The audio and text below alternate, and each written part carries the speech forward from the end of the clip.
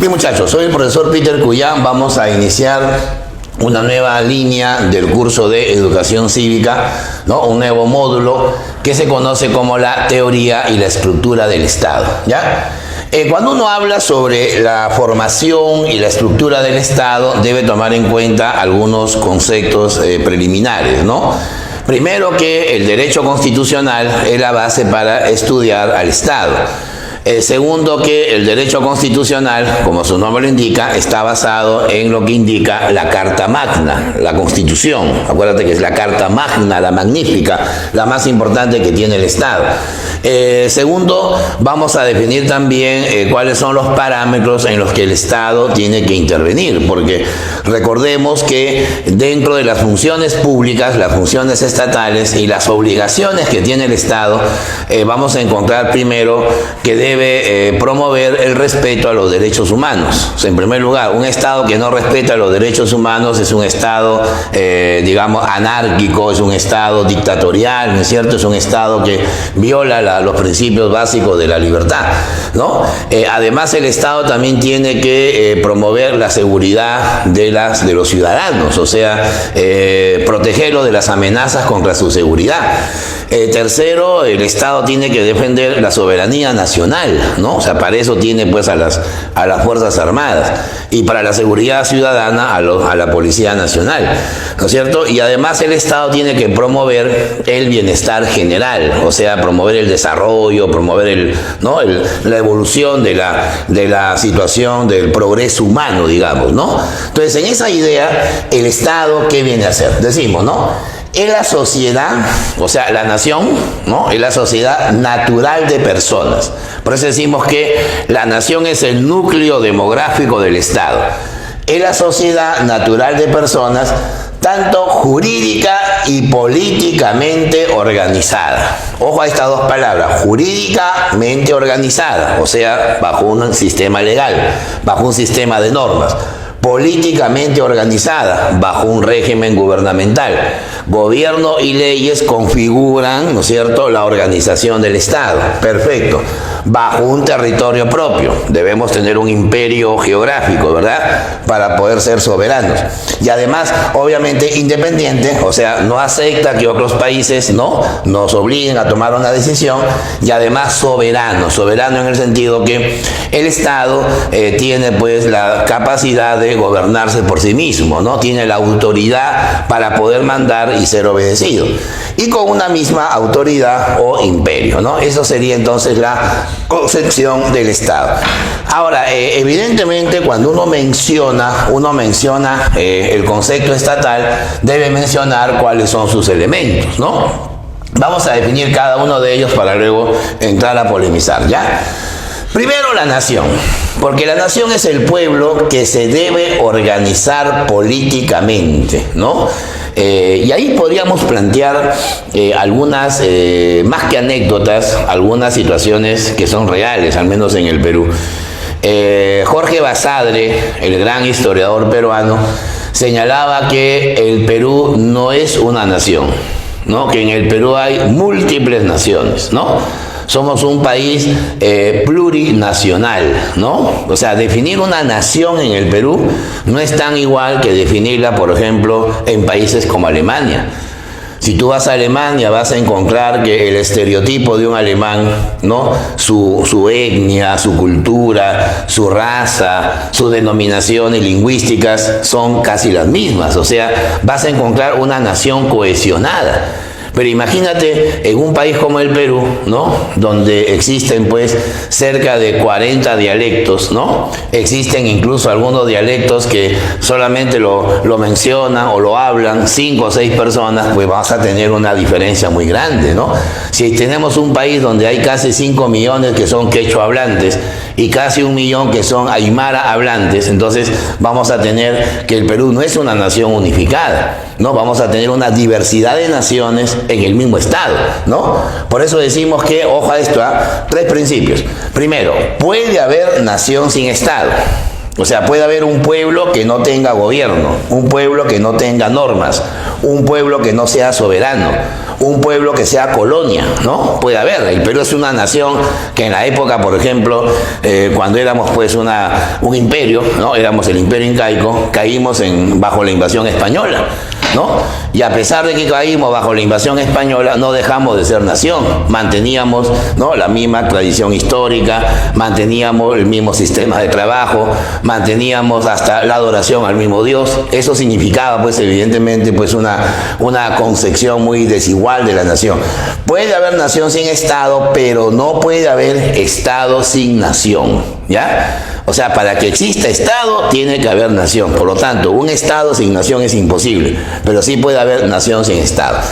Tienes un ejemplo ahí para que lo puedas hacer un rompecabezas. Tienes la Franja de Gaza, con Z, la Franja de Gaza, que divide a Palestina y a Israel, ¿no? ¿Por qué hay tanto conflicto armado, tantas minas sembradas en esa franja? Porque Palestina es un ejemplo de nación, pero que no es un Estado. Mientras que Israel es un ejemplo de nación que le costó mucho ser reconocido como un Estado, ¿no? Y esa es una diferencia, pues, que hasta hoy se sigue planteando, ¿no?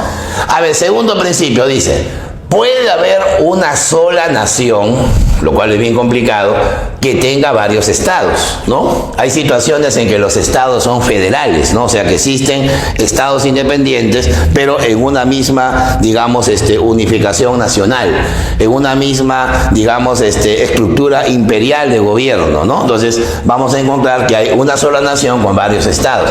Pero también puede haber un solo estado, como en el caso peruano, que tenga varias naciones, ¿no?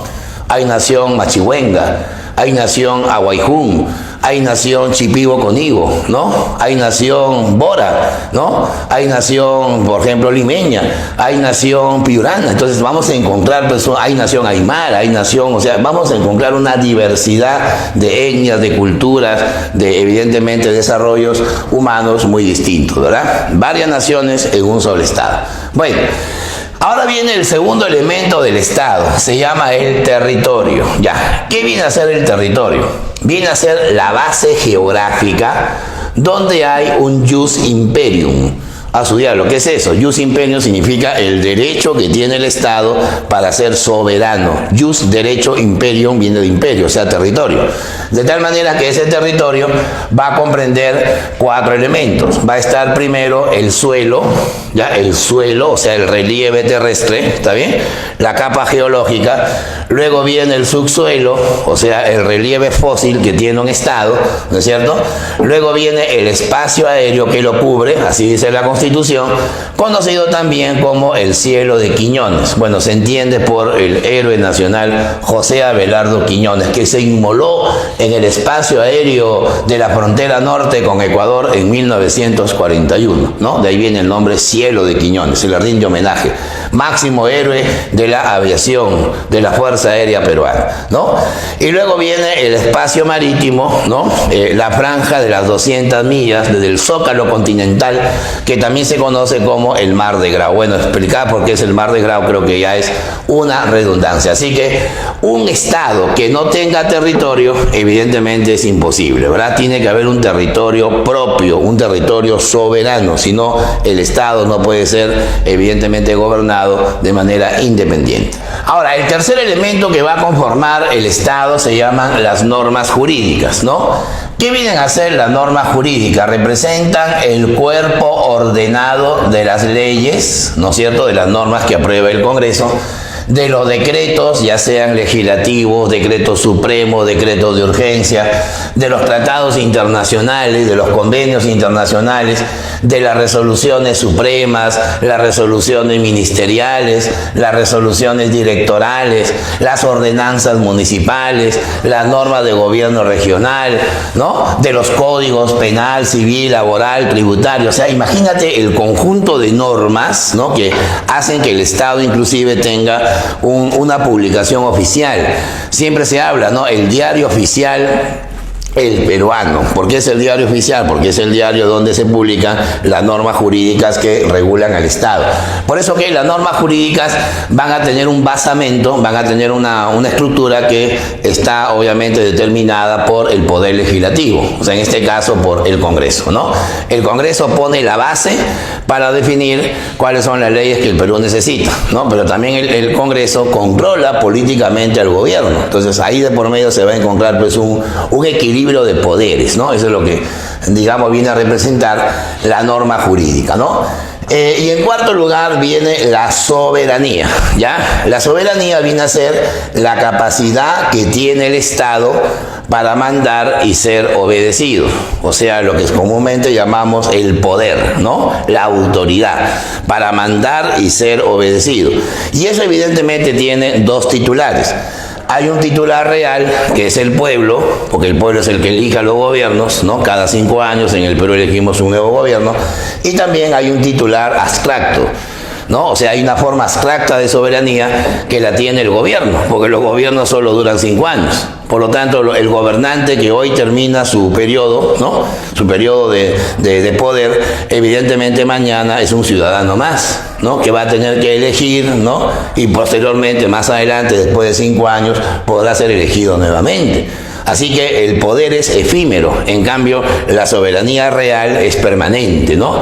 Ahí está esa diferencia. Bueno, ¿cuáles son los principios constitucionales que permiten definir pues al Estado peruano? Primero, somos una república. Primero, empezamos ahí, somos una república porque los actos del gobierno son conocidos por todos, ¿no? Res cosa publis público, o sea, son cosa pública, ¿no? En un Estado de derecho, o sea, un Estado donde se respetan las normas, los actos del gobierno son cosa pública, ¿no? Cuando hemos estado en confinamiento, ¿no? Bajo cuarentena, hemos visto casi siempre, cada cierto tiempo, al presidente, ¿no? Dando mensajes a la nación. ¿Eso por qué? Porque es evidente que los medios en que el hombre se va desarrollando vienen a ser cosa pública, ¿no? Para, evidentemente, conocer los actos del gobierno, ¿verdad? Bueno, en segundo lugar, representamos también el Estado de Derecho a través de que somos una república democrática, ¿no? Democrática porque tenemos evidentemente la base de la elección popular. Una república democrática, ojo, independiente porque no acepta la intromisión de otros estados. Es una república social porque busca el bien común, supuestamente, distribuir mejor la riqueza y sobre todo soberana, ¿no? Porque defiende su territorio, ¿verdad? Esos son los principios en que se organiza el Estado. Además, dice bien clara la Constitución lo siguiente, ¿no? Establece un principio determinante. Dice, nadie debe obediencia, o sea, ninguna persona, ningún ciudadano debe obedecer a un gobierno usurpador, ¿ya? O sea, usurpador es aquel que se arroga el ejercicio del poder, ¿no? Usurpa el poder, da un golpe de Estado o se da un autogolpe, como el caso Fujimori hace 30 años, y eso evidentemente condiciona para que el pueblo tenga derecho a la insurgencia, ¿no? La insurgencia frente al sedicioso, ¿no? O sea, la sedición es el delito que comete aquella persona que se arroga el ejercicio del poder. Pero sin embargo, ante esa arrogancia del poder, dice la Constitución, el pueblo tiene derecho a insurgir, o sea, no obedecer los actos del sátrapa, de la persona que capturó el poder, ¿ya? Es un principio jurídico muy importante, ¿no? Bueno, entonces, en base a esa definición que hemos dado, un complemento también. Algunos principios sobre el Perú, sobre el Estado peruano. Tenemos 2 capitales. La capital de la República, que es Lima, ¿no? Y la capital histórica, que es el Cusco, ¿no? Siempre hay que hacer esa diferencia. El Cusco es más milenario que Lima, evidentemente. Tenemos también 3 símbolos nacionales, ¿no? Tenemos la bandera, el escudo y el himno nacional, ¿no? La bandera representa, pues, las proezas, ¿no? De la independencia peruana, la sangre y la paz, ¿no? Establecidas en la roja y blanca, ¿no? Evidentemente. El escudo representa las 3 riquezas naturales del Perú, pero riquezas que ahorita son medias apócrifas, ¿ah? Porque casi nadie las encuentra. Por ejemplo, la vicuña. ¿no? La vicuña está en vía de extinción, ¿no? Solamente queda un 10% de la población de vicuñas que había hace 40 años ahí en Pampa Galeras, en Ayacucho. Luego tienes el árbol de la quina, ¿no? Ahora con el COVID-19 se dice que la quina tiene propiedades curativas, pero nadie lo encuentra. Creo que debería estar el quión en lugar del árbol de la quina, ¿no? Y en tercer lugar viene la riqueza mineral, que es la cornucopia, ¿no? Que parece esos cachitos de maja blanco, pero en lugar de maja blanco hay monedas. O sea, tenemos un escudo, como dicen los pitucos, alucina, ¿no? Tenemos un escudo pues totalmente alucinante, ¿no? Que en realidad es apócrifo porque no refleja lo que hoy tenemos en el país. Y el himno nacional, que lo compuso pues el gran maestro José de la Torre Ugarte, y cuya música, cuya comparsa, ¿no es cierto?, cuyo séquito de musical fue hecho por José Bernardo Alcedo. Entonces, ese himno es uno de los himnos más extensos del mundo, ¿eh? Su melodía es considerada como una de las mejores en el mundo junto a la marsellesa francesa. Pero tenemos 6 estrofas, ¿no? O sea, en el Perú abunda todo hasta las estrofas, pero la sexta es la estrofa más importante, ¿no? Otro aspecto, el idioma oficial. Hay que reconocer que hay que interpretar la Constitución con lo que se va a concordar. El castellano es el idioma oficial del Perú, pero son también de uso oficial el quechua, acuérdate que son 5 millones, el aymara, recuerda que son casi 1 millón, y las demás lenguas aborígenes, hay boras, hay aguayjún, hay machihuengas, hay chipigos, hay conivos, hay ayánicas. Entonces vas a encontrar una diversidad lingüística tremenda en el Perú, ¿ya? Y por último, el tema de la religión. La Constitución no define la religión, porque dice: el Estado peruano reconoce a la Iglesia Católica como elemento importante en la formación histórica, moral y cultural de la nación. Le presta su colaboración, pero también colabora con las otras confesiones. El Perú puede tener un presidente de la República mormón, puede tener un presidente de la República evangélico, un presidente de la República adventista, puede tener un presidente de la República agnóstico, puede tener un presidente ateo, ¿no? Mario Vargas Llosa se confiesa ateo, él pudo haber sido presidente del Perú, ¿no es cierto? Entonces vamos a tener pues una estructura religiosa que hace que nuestro Estado sea un Estado laico, ¿no? Laico significa que no acepta, digamos, una religión oficial, sino una diversidad de confesiones, ¿ya? Bueno, y en lo que respecta a la forma de gobierno, se define así: el gobierno peruano es unitario porque solamente hay un Estado, solamente hay un gobierno centralizado y que no tiene carácter federativo. No es como Brasil, ¿no? El Estado de Sao Paulo tiene su gobierno, el Estado de Río de Janeiro tiene su gobierno, el Estado de Manaus tiene su gobierno, el Estado de Fortaleza tiene su gobierno, ¿me dejo entender? El Estado de Pernambuco tiene su gobierno, ¿no? Así se llaman los estados en Brasil, pero al final tienen un gobierno central, pero que al final le da autonomía a cada uno de los estados. En el Perú no es así, ¿no? El presidente de la República es el jefe del Estado. Ahora, las regiones tienen sus gobiernos, pero esos gobiernos solamente son descentralizados. Pero la decisión supranacional la tiene siempre el presidente de la República, ¿ya? El gobierno además es representativo porque es populorum, ¿no? El gobierno ha sido elegido por la gente, por el pueblo. Y descentralizado porque desconcentra el poder, ¿no?